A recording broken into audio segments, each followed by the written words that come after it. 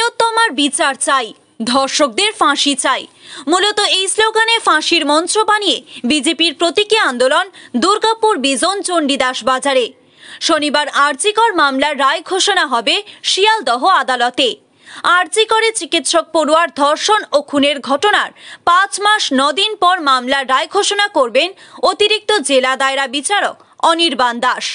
স্বাভাবিকভাবেই আদালত আজ কি রায় ঘোষণা করে সেদিকেই তাকিয়ে গোটা দেশ। ঘটনায় যুক্ত দোষীদের ফাঁসির সাজা হোক এমনই দাবি রেখে এদিন চণ্ডীদাস বাজারে ফাঁসির মঞ্চ বানিয়ে প্রতীকী আন্দোলন করা হয় দুর্গাপুর পূর্ব বিজেপি মণ্ডল 2-এর তরফে। উপস্থিত ছিলেন বিজেপি যুব মোর্চার জেলা নেতা পারিজাত গাঙ্গুলি সহ বিজেপির অন্যান্য কর্মী সমর্থকেরা। আমরা চাই যাতে তিলোত্তমা যারা দোষী আছে তারা যেন ফাঁসি চাই।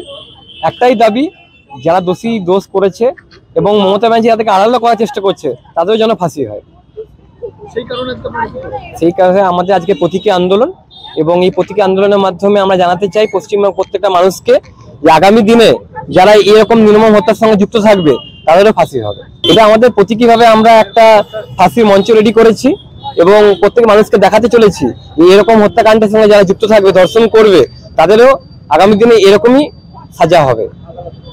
কোর্টে যেই রায় আসুক তারা আমাদেরকে সমর্থন করি। তার মেন উদ্দেশ্য হলো আজকে কোর্টের রায়দানের একটা ব্যাপার রয়েছে, তো আমরা জনগণের সামনে রাখতে চাইছি যে আজকে যে রায়দান আছে সেই রায়দানটা যেন সঠিক হয় এবং জনগণের স্বার্থে হয়, এবং সারা পশ্চিমবঙ্গ নয় সারা পৃথিবী আজকে তাকিয়ে আছে এই রায়দানের দিকে।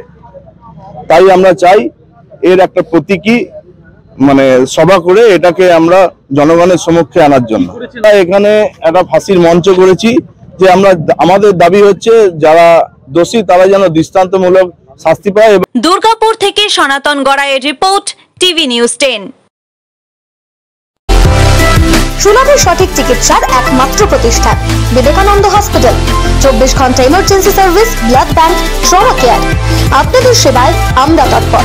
গুণমান ও পরিষেবায় দুর্গাপুর বিধাননগরের ডক্টর জাকির হোসেন এভিনিউর বিবেকানন্দ হসপিটাল শিল্পাঞ্চলের মানুষের মন জয় করেছে।